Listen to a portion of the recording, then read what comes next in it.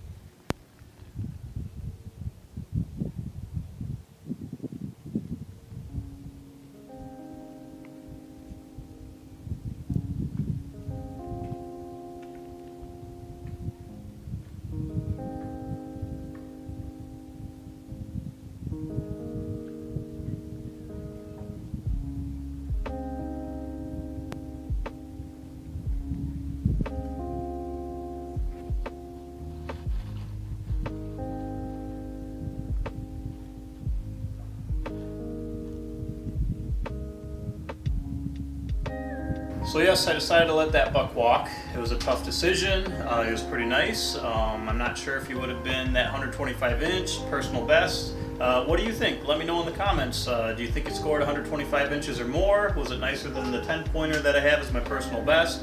Either way, I'm content that I let him walk, and hopefully he will make it till next year, be nicer next year, except, spoiler alert, he won't.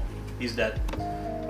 I found out from my neighbor that his neighbor told him that their neighbor shot that buck on opening weekend of gun season, and good for them. Congrats to that hunter that got that buck. It's a great buck, and I'm still content with my decision letting that buck walk, because had I shot it, then that hunter that ended up getting him would have had the open buck tag and may have shot a different buck, so still net 1 buck that survives through next year, theoretically, I guess. And yeah, like I said, I shot these 3 2.5-year-old bucks with my bow, and my bar is just at 3.5-year-old or more, so I got to be sure that it's there. And it's trying to do the QDM thing on our property in Green Lake County, Wisconsin. It's been tough because we have some neighbors that are on board with it.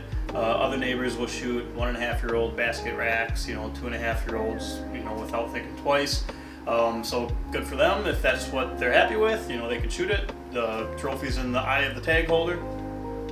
But you know, if we ever want to have the quality of bucks that you see in counties like Buffalo County, Trempealeau County, where everyone in the county is on board with letting the small bucks live and become bigger quality bucks, you know, unless we get to that point in Green Lake County, then we're just not going to see those 130-inch class and bigger bucks as regularly.